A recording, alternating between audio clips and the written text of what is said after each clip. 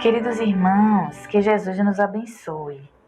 Vamos dar início à doutrinária da tarde de hoje, lendo a mensagem do livro Fonte Viva, do Espírito Emmanuel, psicografado por Francisco Cândido Xavier. Eu abri aqui no capítulo 131, intitulado, No Campo Social. Ele respondeu e disse-lhe: Dai-lhes vós de comer. Marcos capítulo 6, versículo 37. Diante da multidão fatigada e faminta, Jesus recomenda aos apóstolos: Dai-lhe vós de comer. A observação do mestre é importante, quando realmente poderia ele induzi-los a recriminar a multidão pela imprudência de uma jornada exaustiva até o monte sem a garantia do farnel. O mestre desejou, porém, gravar no espírito dos aprendizes a consagração deles ao serviço popular. Ensinou que os cooperadores do Evangelho, perante a turba necessitada, compete tão somente um dever, o da prestação de auxílio desinteressado e fraternal. Naquela hora do ensinamento inesquecível, a fome era naturalmente do corpo, vencido de cansaço. Mas, ainda e sempre, vemos a multidão carecente de amparo, dominada pela fome de luz e de harmonia, vergastada pelos invisíveis azorragens da discórdia e da incompreensão. Os colaboradores de Jesus são chamados não a obscurecê-la com o pessimismo, não a perturbá-la com a indisciplina ou a imobilizá-la com o desânimo, mas sim a nutri-la de esclarecimento e paz, fortaleza moral e sublime esperança. Se te encontras diante do povo com anseio de ajudá-lo, se te propões contribuir na regeneração do campo social, não te percas em pregações de rebelião e desespero. Conserva a serenidade e alimenta o próximo com o teu bom exemplo e com a tua boa palavra. Não ouvides a recomendação do Senhor, dai-lhe-vos de comer. Lindíssima mensagem.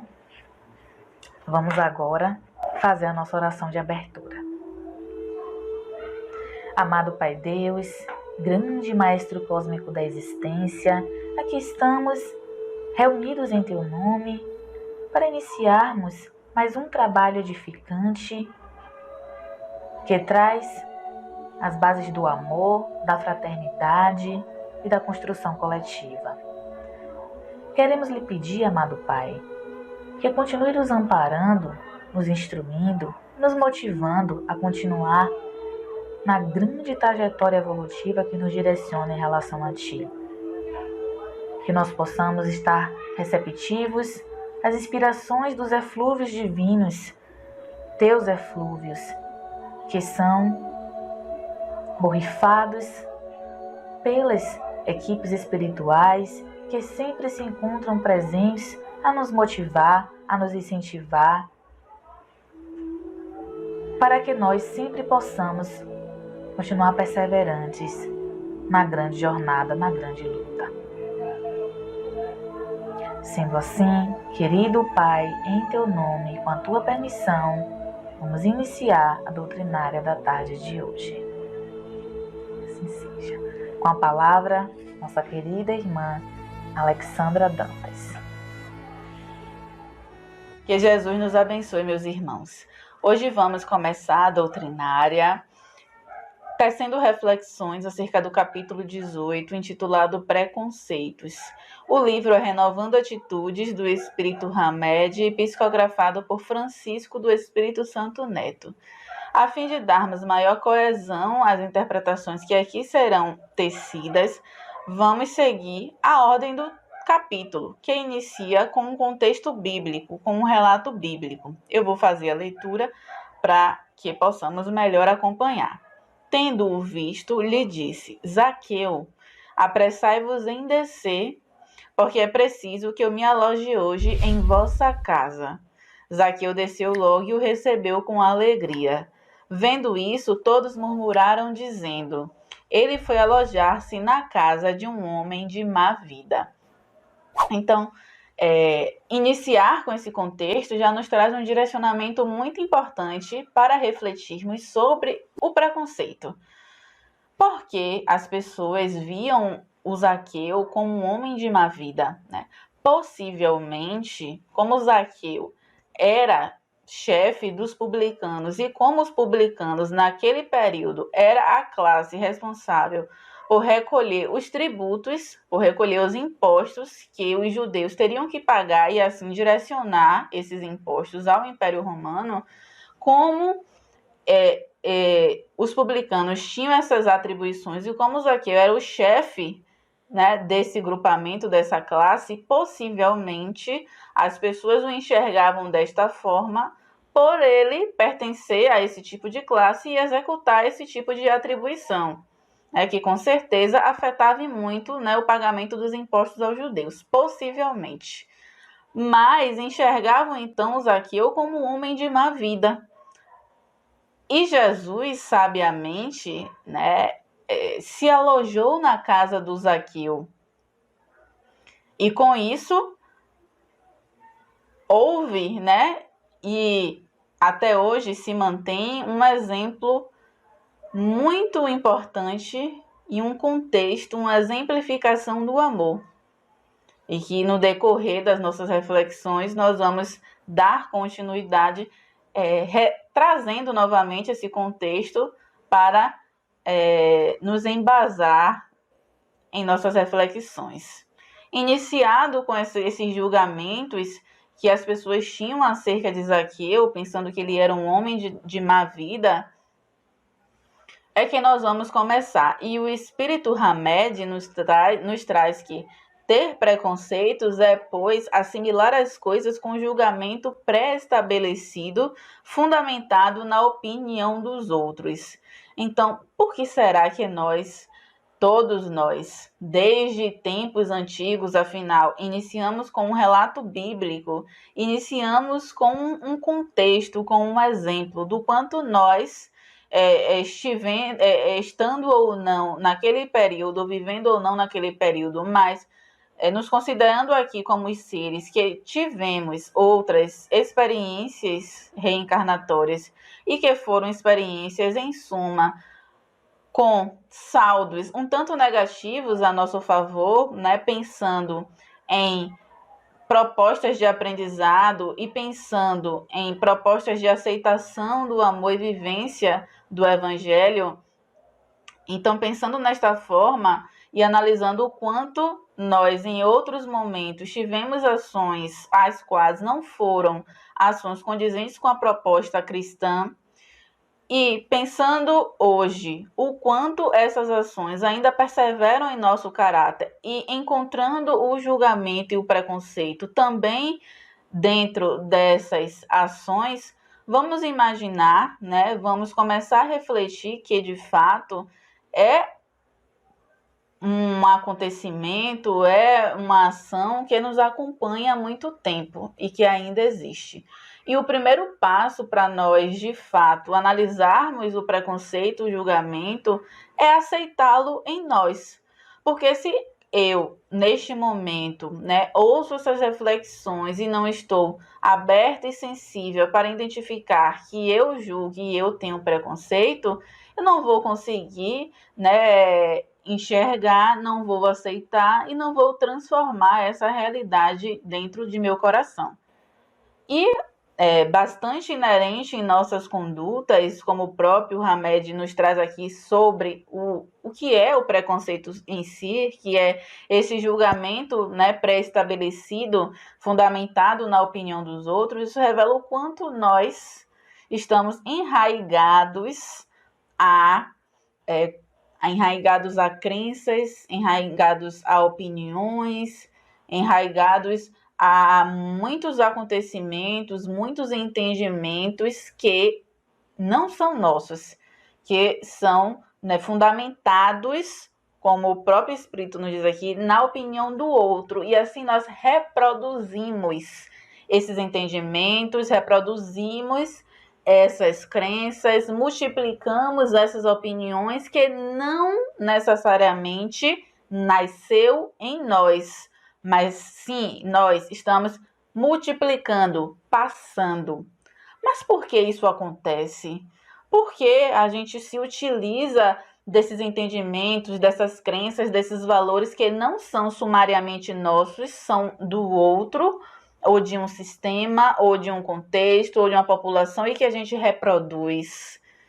Reproduz em situações, muitas das vezes, até situações específicas, né? Contexto tal, já há um julgamento. Contexto X, há um outro julgamento, que são, né, em alguns contextos, julgamentos até gerais, generalistas, que se multiplicam, né?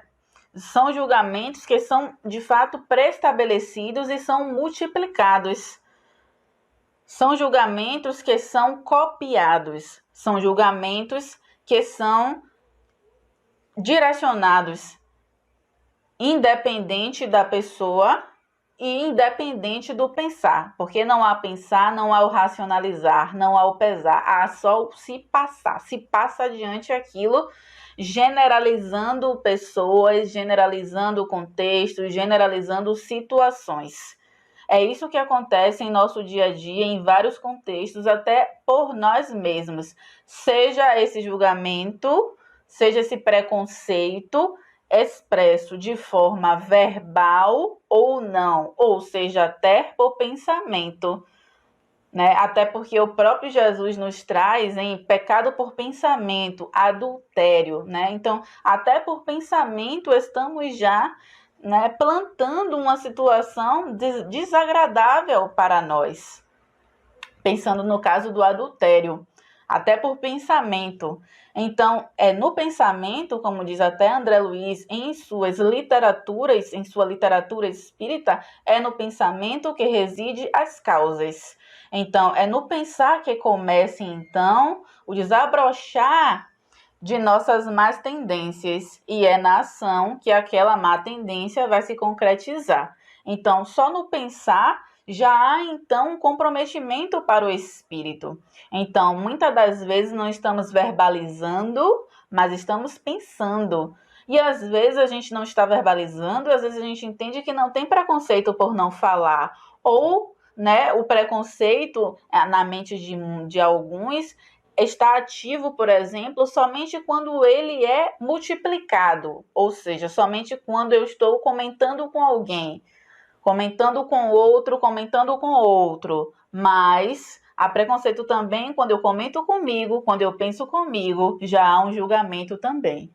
Desta forma, nós vamos nos remontar ao próprio espírito, à condição do próprio espírito, né? Um espírito infortunado, um espírito comprometido, um espírito com débitos, um espírito ainda inconsciente da proposta de elevação moral que existe para todos nós. Então, vamos nos remontar, né, à nossa consciência, a consciência de nós mesmos enquanto espírito, enfim, a raiz de tudo, né?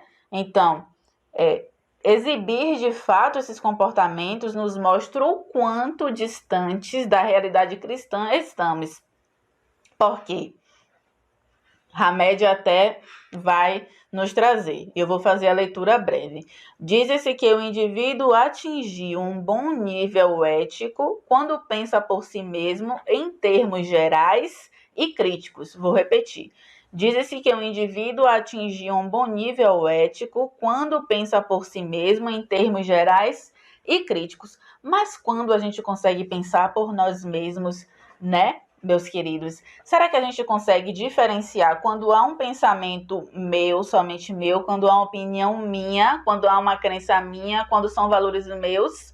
Será que a gente consegue diferenciar quando é meu e quando não é, quando eu estou, né, tendo e tudo isso baseado no outro? Se não, está na hora de nós começarmos a nos avaliar, que isso vai ser fundamental, então, para poder nos transformarmos. Afinal, identificando isso em nós, é preciso buscar a correção. Então, quando a gente atinge esse excelente nível ético, como o Hamed nos traz, e pensa por nós mesmos, em termos gerais e críticos, quando a gente exibe essa independência moral, quando a gente exibe essa independência e essa assertividade de distinguir, como o próprio remédio nos traz, o caminho do bem, o caminho do mal, o espírito é capaz, então, de exibir sua própria autoridade moral em todos os contextos. E aqui a gente traz o contexto do preconceito.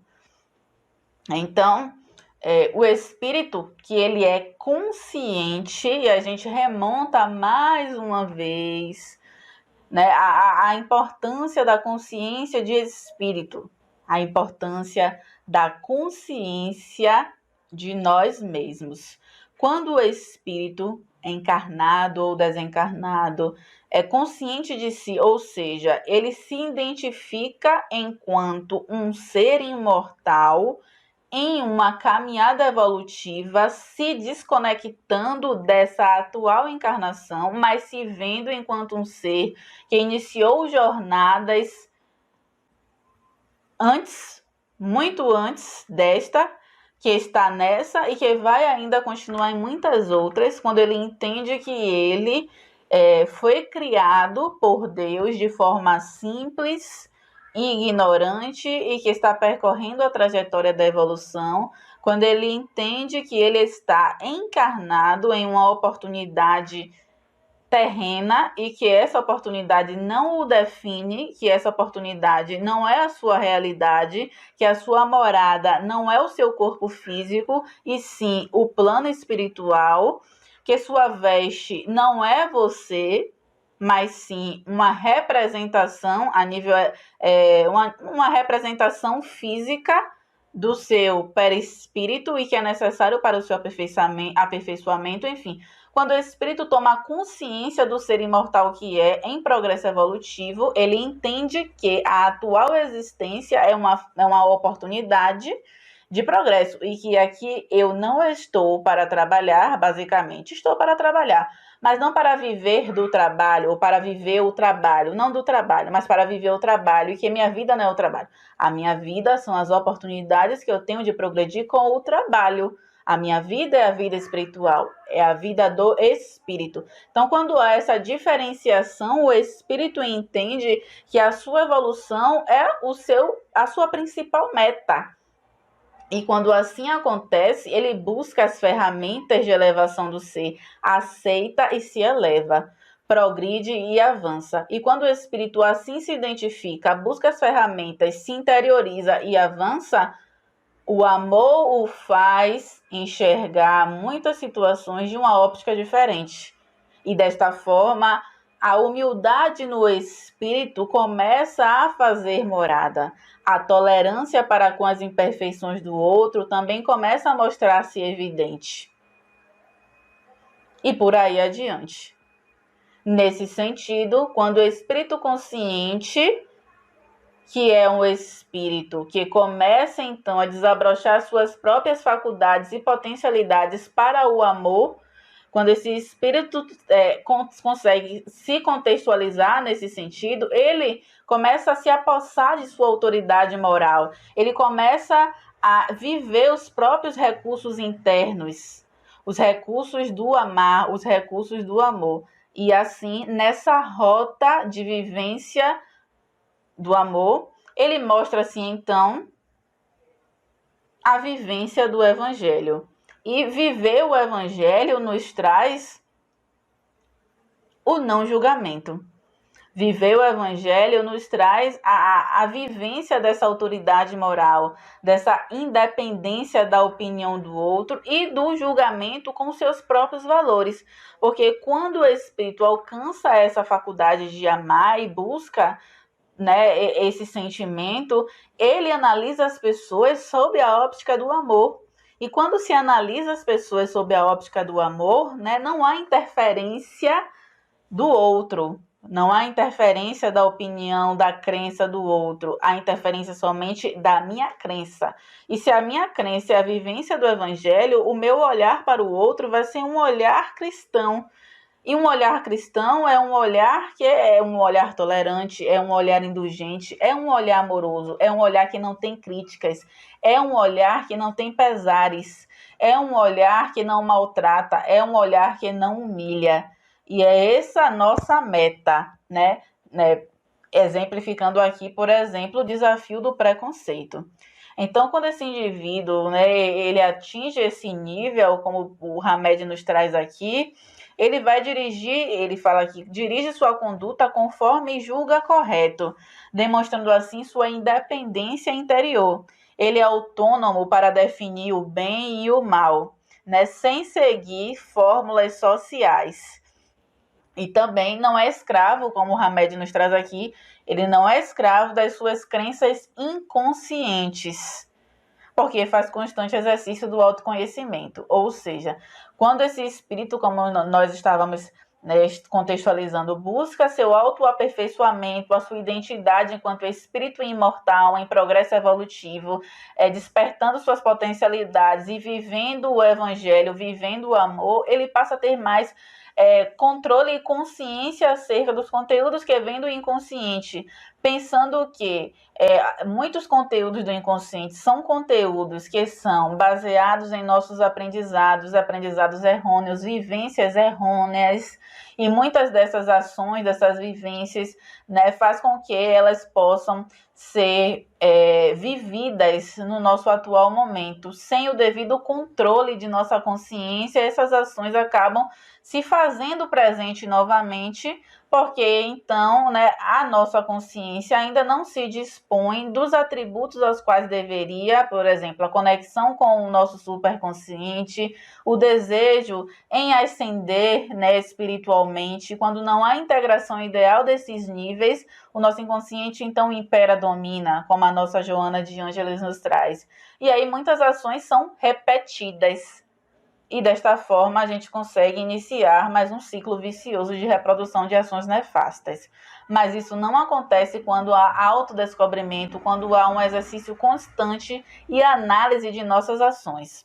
Dando continuidade, né, é importante observar que exercendo esse autocontrole sobre si, né, essa busca por si, essa necessidade de correção, de transformação, o espírito consciente ou mais consciente, ou a busca da consciência de sua imortalidade, a busca pela vivência do evangelho, como nós havíamos reafirmado, existem recursos que vão definir, que para nós são exemplos, são metas do que nós deveremos alcançar, para melhor exercitarmos o não julgamento, o não preconceito, que são a humildade, a autoconfiança e a conexão com Deus.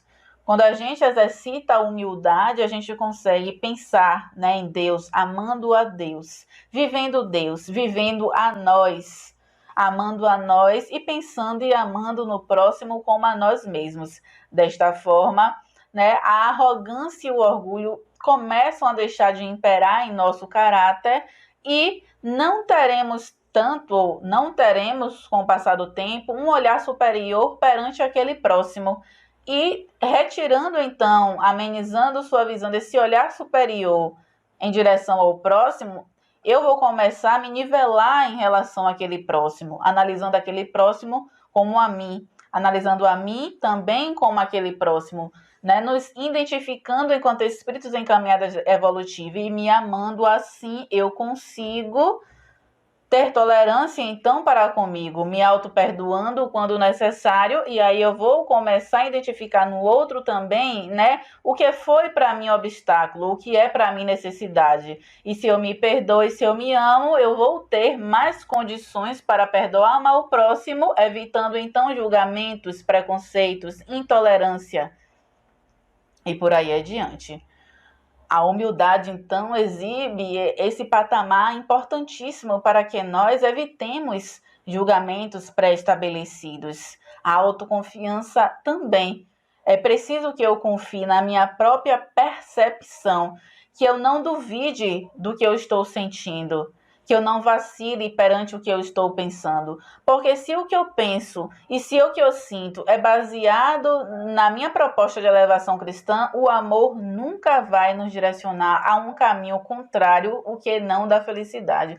E o amor jamais irá ferir a integridade moral do outro. Então, confiemos em nós se o nosso coração está recheado da proposta de elevação moral. Porque, caso contrário, aí sim é para ficarmos na dúvida, como atualmente sempre ficamos, porque ainda não estamos com o coração totalmente íntegros para o amar, para o amor, não conseguimos ainda viver o amor em sua plenitude, logo muitas de nossas condutas devem ser sim levadas em considerações e, claro, analisadas, tentando então nos reenquadrarmos e tentando então transformarmos nossos próprios conceitos em direção a uma elevação superior, porque no momento nem sempre nossas atitudes e ações têm sim conteúdos cristãos, na maioria não. Estamos ainda nos engrandecendo moralmente. Então, a autoconfiança exibe esse papel fundamental, assim como a vivência do Deus em nós. Quando a gente consegue ter uma conexão com Deus, sempre uma oração constante,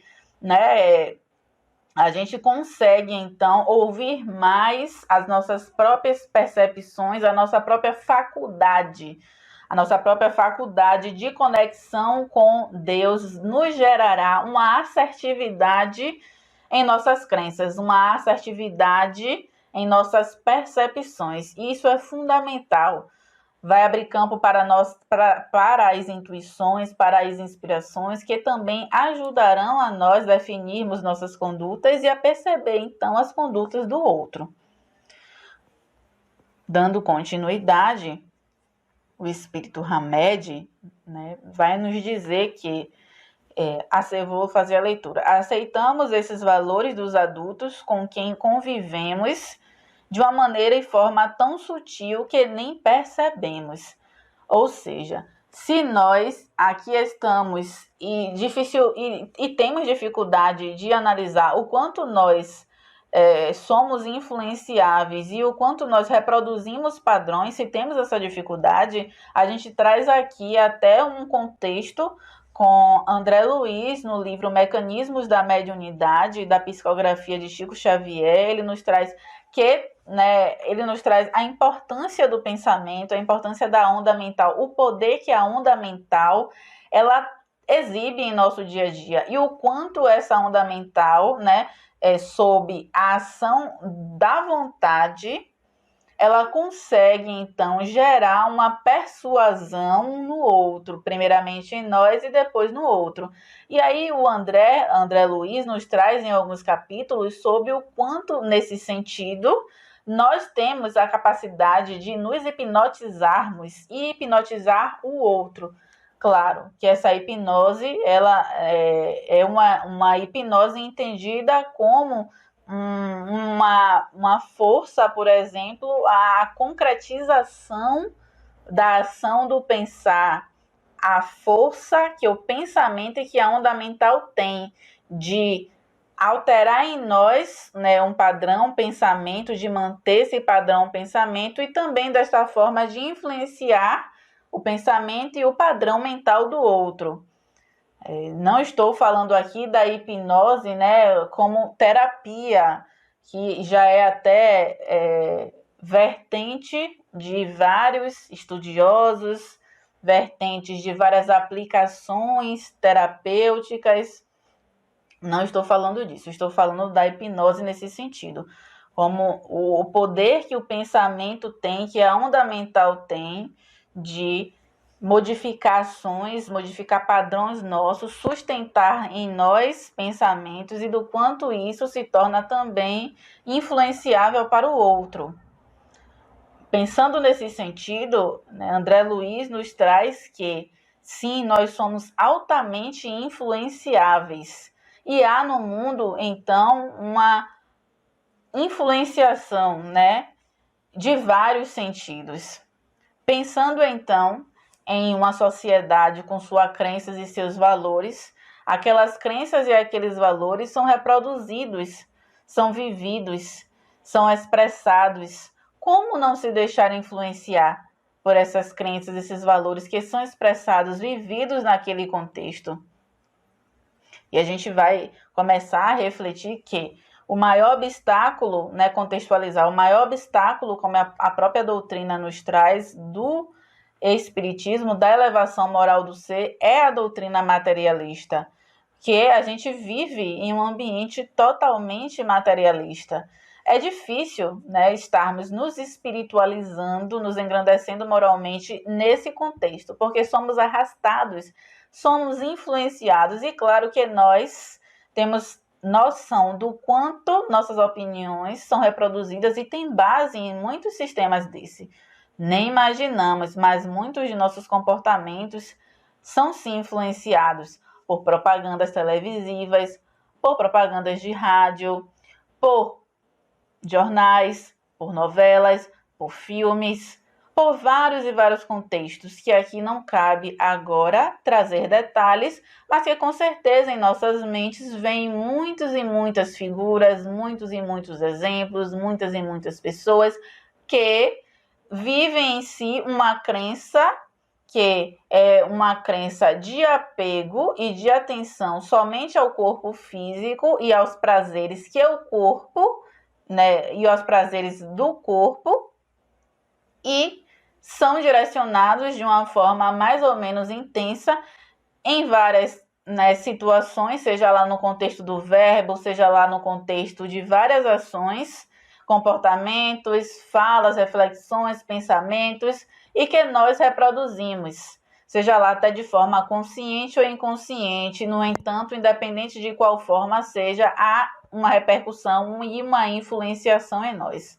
Quem nunca sentiu vontade de reproduzir esse ou aquele penteado, essa ou aquela roupa, esse ou aquele sapato, esse ou aquele carro, sentiu vontade de ter um celular deste ou daquela forma? Enfim, não só nesses exemplos, mas em vários e vários outros. Quem não, quem nós? E não estamos aqui para julgar. Afinal, o tema é preconceitos. Estamos aqui para nos analisarmos, buscando pelo menos, porque de vez em quando a gente acaba se exibindo em erro. No entanto, é preciso a maturidade para identificá-los e corrigi-los.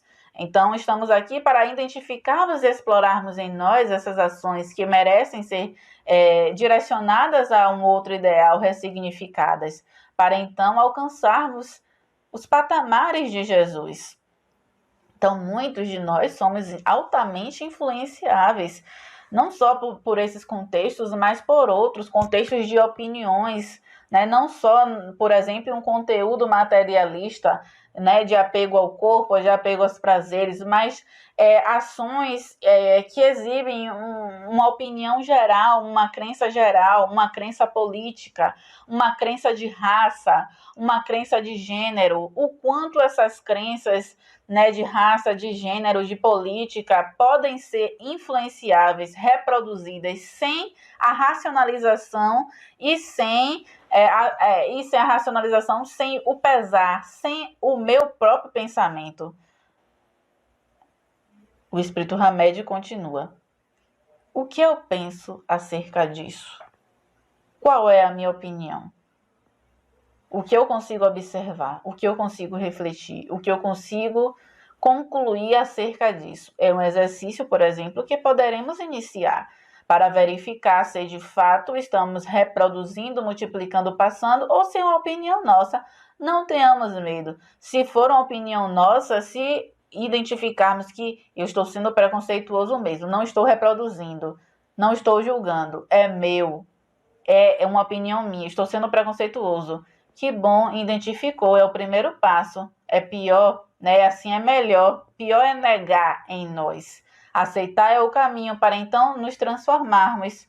Se identificarmos isso e outras coisas a mais, né? Não é do outro, não estou reproduzindo do outro, né? Não é um julgamento pré-estabelecido, né? Não é um entendimento baseado no outro, mas é meu mesmo. Que bom que eu estou descobrindo e aceitando. É o primeiro passo para a correção. Então, daremos continuidade, já quase finalizando, quando o Espírito Hamed nos traz o exemplo de Jesus. E agora a gente começa a retomar o contexto bíblico inicial com o exemplo de Zaqueu. Eu vou fazer a leitura novamente para dar continuidade. Jesus de Nazaré demonstrou ser plenamente imune a qualquer influência alheia quanto a seus sentimentos e sentidos de vida, revelando isso em várias ocorrências de seu messiado terreno. E aí, o espírito dá continuidade de Hamed. Ao visitar a casa de Zaqueu, não deu a mínima importância aos murmúrios maldizentes das criaturas de estrutura psicológica infantil, pois sabia caminhar discernindo por si mesmo, que é o que estávamos relatando no início. Jesus é a nossa referência. E para estarmos a caminho dos hábitos, das ações, dos pensamentos de Jesus, nos aprofundarmos na consciência de nós enquanto espíritos imortais é o primeiro passo, como nós estávamos comentando, falando, aquele princípio de nossa conversação. O espírito Hamed dá continuidade dizendo que toda alma superior tem um sistema de valores não baseados em regras rígidas. Avalia os indivíduos, atos e atitudes com seu senso interior, como nós havíamos comentado, sentimentos, emoções e percepções intuitivas, tendo assim apreciações e comportamentos peculiares. Explorar em nós essa capacidade de adentrarmos mais no Deus que é em nós, adentrarmos mais em nossas faculdades inerentes e próprias, nos faz melhor captarmos com segurança, com assertividade e com o olhar cristão o comportamento do outro. E isso nos faz captar e analisar o comportamento do outro, por exemplo, não é algo negativo, né? Pode ser algo útil. É algo útil quando essa análise, essa percepção, ela não tem o interesse de denegrir, ela não tem o interesse de maltratar, de humilhar, mas é uma análise, uma percepção que está dentro, por exemplo, de um contexto de relacionamento interpessoal, dentro de um contexto de um relacionamento, dentro de uma troca. E nesse sentido, estar atento a essas percepções e intuições vai, por exemplo, nos direcionar a forma como devemos interagir com aquele próximo. Mas é claro, eu só posso confiar nessa percepção minha quando essa minha percepção estiver baseada nos meus valores morais de elevação cristã. Ele é um olhar puro, é um olhar indulgente, tolerante. Confiemos, então, que a percepção que eu terei da conduta do outro, por exemplo, vai ser assertiva e não vai estar baseada em um julgamento pré-estabelecido, em um preconceito. Não vai estar estabelecido, né, na opinião do outro, mas na minha, nesse sentido, quando ela está alicerçada sobre bases morais do Evangelho de Jesus. Então, já finalizando, meus queridos, a rota para, de fato, vivermos o ideal de Jesus e nos livrarmos desses agrilhões, nos livrarmos dessas amarras que nos prendem ainda a comportamentos bastante infelizes. São comportamentos que infelicitam a nós próprios, são comportamentos que promovem no outro uma situação constrangedora, que limitam a nossa capacidade de indulgência, que obscurecem nossa visão. São comportamentos que intensificam em nós e reforçam as nossas fragilidades, as nossas fraquezas morais. São ações, são crenças que intensifica também, né, a nossa dificuldade de relacionar com o outro, que faz com que tenhamos, então, muitas percepções negativas, que fere a integridade, que não analisa e que também desrespeita o direito do outro, de ser do outro, de viver do outro. Tudo isso nos faz ainda intensificar essa vivência, em suma, que é uma vivência de todos, e não contribui para a harmonia da sociedade, para, né, a tranquilidade daquele grupamento. Pelo contrário, só gera mais atritos, só gera mais disenções, só gera mais maledicência, e nesse sentido, mais infelizes nós e o outro ficamos. E há uma repercussão dessas ações, onde esse ciclo vicioso ele é alimentado e ninguém sai ganhando, todos saem perdendo. Porque há a perda da afetividade, há a perda do respeito, há a perda de inúmeras oportunidades de crescimento e bem não ficamos, como de fato não estamos. Um sempre sofre com o comportamento negativo do outro. E nos colocando no lugar, né, de quem exibe preconceito, de quem julga, e nos colocando no lugar de quem sofre o preconceito, de quem é ser julgado, isso é uma falta de respeito tamanha, né? Você ser julgado em suas intenções, onde você tem uma intenção X e pela visão do outro você tem uma intenção X e o outro te analisa com uma visão completamente diferente do que você está exibindo em seu coração. É uma situação altamente constrangedora que deveremos evitar para nós e para o próximo. Porque tudo que também estamos plantando, vai chegar um momento onde nós deveremos, pela lei de causa e efeito, que é natural do progresso evolutivo do ser, deveremos vivenciar de uma forma ou de outra, não necessariamente repetindo a situação, só Deus o sabe, né? A lei de causa e efeito, ela traz inúmeras possibilidades de aprendizado em frente a uma situação. No entanto, né, quando não há um aprendizado pelo amor, a mãe dor sempre nos mostra o direcionamento. Então, que não possamos nos adentrar por esses meandros dolorosos, porque você receber uma calúnia, você ser vítima da maledicência, você ser vítima do julgamento, é uma situação muito ruim. Quem não foi vítima da maledicência, do julgamento, né? Quem nunca esteve com o nome, com as ações envolvidas em julgamentos, né? Às vezes nem sabemos, mas em muitos contextos estivemos. Não chegou a nosso nível de perceber, de entender, mas estivemos, porque todos julgamos, todos somos falhos. Então, que possamos construir uma comunidade baseada em princípios mais evangélicos e viver esse princípio em nossa comunidade, né? Com nossos seres mais caros, dentro de nossa estrutura familiar, que é a primeira estrutura de relacionamento e de aporte do amor, que possamos multiplicar esses ideais a fim de que o preconceito de fato possa ser anulado de nossos corações e os julgamentos possam ser baseados no amor, não nas crenças do outro, que em muitas vezes não tem uma elevação de encontro com a claridade, de encontro com a proposta de amor. Que possamos nos basear, por exemplo, somente na proposta de Jesus.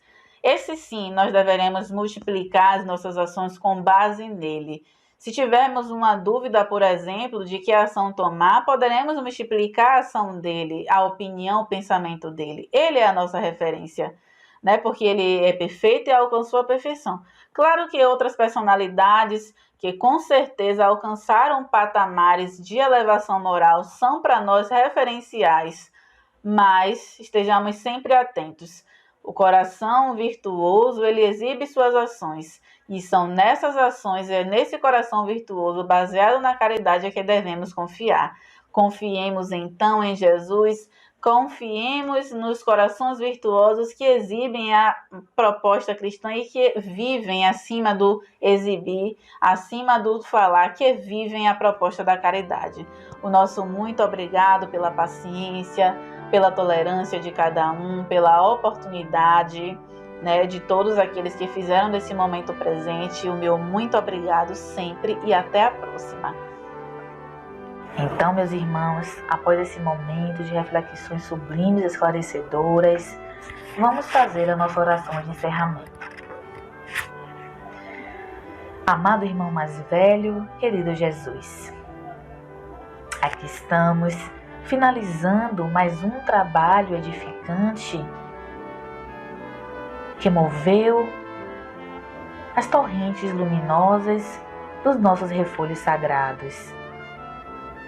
Queremos te agradecer, grande Mestre, por ter nos ofertado o roteiro divino, que nos conduz à salvação